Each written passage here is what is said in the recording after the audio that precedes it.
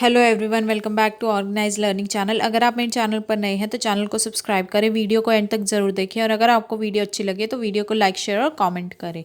तो शिक्षा निदेशालय राष्ट्रीय राजधानी क्षेत्र दिल्ली की तरफ से विषय विज्ञान है, आकलन कार्यपत्रक नंबर 7 है।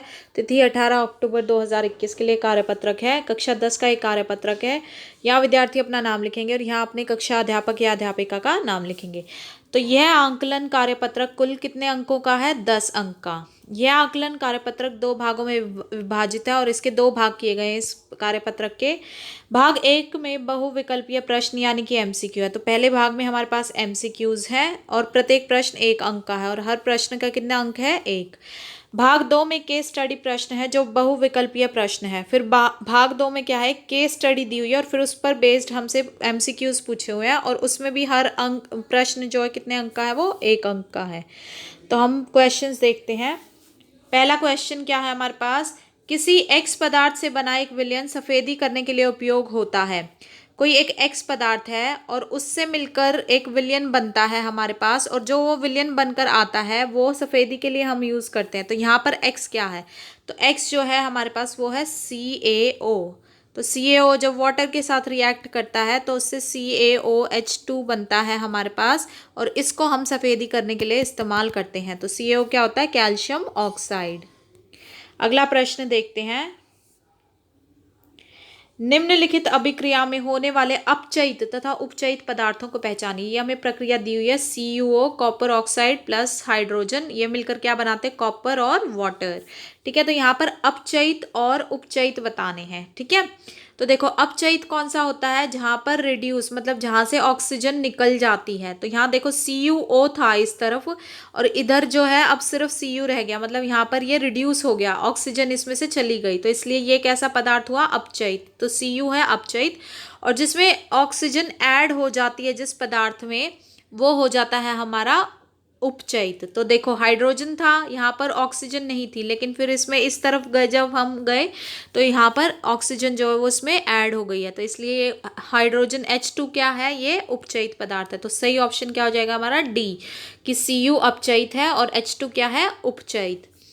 अगला प्रश्न देखते हैं। जब किसी चलती हुई बस में ऑक्सीजन की उपस्थिति में डीजल प्रज्वलित होता है तो कार्बन डाइऑक्साइड तथा जल का निर्माण होता है। जब कोई एक बस चल रही होती है और वहाँ ऑक्सीजन अगर होती है और उसी समय डीजल जो है वो प्रज्वलित हो जाता है वहाँ पर, तो उससे क्या क्या बनता है? कार्बन डाइऑक्साइड और जल, जिससे इंजन के अंदर का तापमान बहुत बढ़ जाता है और उससे क्या हो जाएगा? जो अंदर जो बस होती है उसके इंजन का जो तापमान होता है वो बढ़ जाता है। तो इसके संदर्भ में निम्नलिखित में से कौन सा कथन सही है? तो ये हमें बताना कि इनमें से कौन सा कथन सही है। क्या डीजल का प्रज्वलित होना एक भौतिक परिवर्तन है? नहीं, भौतिक उसमें कोई चेंज उसमें नहीं हो रहा, उसकी शेप में साइज में चेंज नहीं हो रहा है, तो ये भौतिक परिवर्तन नहीं है, ये रासायनिक परिवर्तन है। आसपास के वातावरण से ऊष्मीय ऊर्जा ली जाती है? नहीं, ये भी गलत है।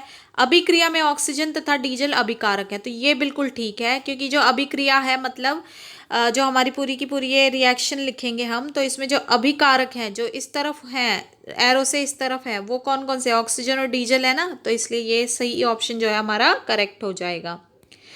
अगला देखते हैं। संक्षारण एक प्रक्रिया है जिसमें संक्षारण, जो ये जंग लग जाता है ना लोहे की चीज़ों पर, इन पे, तो ये कैसी प्रक्रिया है? इसमें वायु से भी संक्षारण होता है और नमी से भी संक्षारण होता है, तो इसलिए ए और बी जो है दोनों हो जाएंगे, तो डी ऑप्शन सही हो जाएगा। अगला है। मैग्नीशियम वायु में एक चमकती हुई श्वेत ज्वाला के साथ ज्वलित होता है। मैग्नीशियम क्या करता है? वो वायु में यानी कि हवा में ऑक्सीजन की प्रेजेंस में क्या करता है? वो एक चमकती हुई श्वेत ज्वाला के साथ ज्वलित होता है। चमकती हुई श्वेत, उसमें से श्वेत सफ़ेद रंग की ज्वाला निकलती है और वो जलता है। यह एक ठोस श्वेत पदार्थ के बनने के कारण होता है। और ये किस वजह से होता है? इसमें एक ठोस श्वेत पदार्थ बनता है जिस वजह से ये होता है। तो यह ठोस श्वेत पदार्थ जल में घुलने पर एक विलयन बनाता है जो लाल लिटमस को नीला कर देता है। और जब ये ठोस श्वेत पदार्थ जब जल में घुलता है तो इससे एक विलयन बनता है, और ये विलयन कैसा होता है? ये लाल लिटमस को नीला कर देता है। तो इस प्रक्रिया में कौन सी रासायनिक अभिक्रिया हुई है? तो कौन सी रासायनिक अभिक्रिया हुई है? तो इसमें हुई है हमारी संयोजन अभिक्रिया। अगला प्रश्न देखते हैं। ये हमें केस स्टडी दी हुई है, पहले हम केस स्टडी को पढ़ते हैं। दिए गए अनुच्छेद को ध्यानपूर्वक पढ़िए और पूछे गए प्रश्नों के उत्तर दीजिए। सन 1990 में सोरेनसन ने एक पीएच स्केल तैयार किया। किसने तैयार किया था पीएच स्केल? 1990 में सोरेनसन ने, जिसमें हाइड्रोजन की सांद्रता के आधार पर किसी अम्लीय तथा क्षारीय विलयन की प्रबलता को दर्शाया गया। और उसमें क्या दर्शाया गया था कि हाइड्रोजन की सांद्रता के हिसाब से अम्लीय और क्षारीय विलयन को दर्शाया गया। सोरेनसन ने अम्लीय तथा क्षारीय विलयन को हाइड्रोजन की सांद्रता को पीएच स्केल 0 से 14 की संख्या के साथ जोड़ा, और अम्लीय और क्षारीय विलयन को जो हाइड्रोजन की सांद्रता है उसके हिसाब से पीएच स्केल 0 से लेकर 14 तक की संख्या के साथ उन्होंने इसको जोड़ा था। हमारे दैनिक जीवन में पीएच का बहुत बहुत महत्वपूर्ण भूमिका है। जैसे कृषि में फसल मुख्य रूप से उदासीन या दुर्बल अम्लीय मृदा पीएच 6.5 से 7.0 में उगाई जाती है। तो हम अगर अपने रोजाना जिंदगी की बात करें तो पीएच की बहुत बहुत महत्वपूर्ण भूमिका है। जैसे कि हम जो कृषि होती है उसमें जो फसल होती है उसके लिए हमें जो मृदा, जो मिट्टी की जरूरत होती है वो अम्लीय होती है। मतलब कितने पीएच की मिट्टी होनी चाहिए? 6.5 से लेकर 7 तक। जब हमारे मुंह के अंदर का पीएच मान 5.5 से कम हो जाता है तो दंत क्षरण शुरू हो जाता है। मधुमक्खी काटते समय शरीर में अम्लीय पदार्थ छोड़ देती है जिससे दर्द तथा सूजन हो जाती है। तो जब हमारा जो मुंह है उसके अंदर जो पीएच का मान है अगर वो 5.5 से कम हो जाता है तो हमारे जो दांत है वो टूटना या खराब होना शुरू हो जाते हैं। और जब मधुमक्खी भी काटती है तो वो भी हमारे शरीर में एक अम्लीय पदार्थ छोड़ देती है जिसकी वजह से हमारा शरीर में जो है मधुमक्खी के काटने पर दर्द तथा सूजन होती है। अब हमें कुछ प्रश्न पूछे गए हैं, उनके उत्तर देखते हैं। निम्नलिखित में से कौन सा पदार्थ किसानों द्वारा मृदा की अम्लीयता को दूर करने के लिए उपयोग किया जाता है? तो देखो, अम्लीयता दूर करनी है तो उसके लिए हमें चाहिए क्या होगा? एक क्षार चाहिए होता है ना। तो क्षार क्या होता है? यहाँ पर चूना होता है। तो अगर किसान जो है वो मृदा की, मिट्टी की अम्लीयता को दूर करना चाहते हैं तो वो एक क्षार का उपयोग करेगा, और वो क्षार क्या होता है? चूना।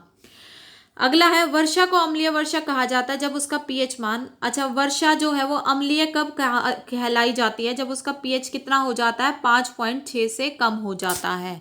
तो ऑप्शन सी जो है वो सही हो जाएगा। अगला है, अपाच्य की स्थिति में आमाशय द्वारा कौन सा अम्ल उत्पन्न होता है जो दर्द तथा जलन उत्पन्न करता है? जब हम कुछ खाते हैं और हम वो पच नहीं पाता तो उस वक्त जो हमारे पेट में दर्द या जलन उत्पन्न होती है वो कौन से आमाशय की वजह से कौन से अम्ल की वजह से होती है? वो होती है हाइड्रोक्लोरिक अम्ल। हमारे पेट में जब हम कुछ ऐसा खा लेते हैं जिससे वो हजम नहीं हो पाता तो हाइड्रोक्लोरिक अम्ल जो है वो उत्पन्न हो रहा होता है हमारे पेट में।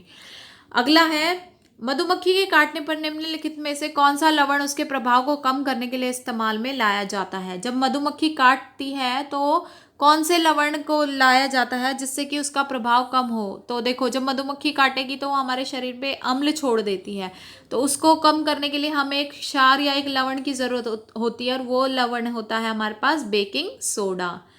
अगला प्रश्न है, निम्नलिखित में से कौन सी दवा आमाशय में अति अम्लीयता को ठीक करने के लिए उपयोग की जाती है? जब बहुत ज़्यादा अपाचन, मतलब बहुत ज़्यादा कुछ चीज़ ऐसी होती है जो नहीं पच पा रही है, बहुत ज़्यादा अम्ल बन रहा है हमारे शरीर में, तो कौन सी दवा हमें लेनी चाहिए जिससे कि हमारा जो अम्ल जो बन रहा है हमारे जो स्टमक में, पेट में जो अम्ल बन रहा है, तो उसको ठीक करने के लिए हम कौन सी दवाई लेनी चाहिए हमें? तो उसके लिए हमें लेनी चाहिए एंटासिड।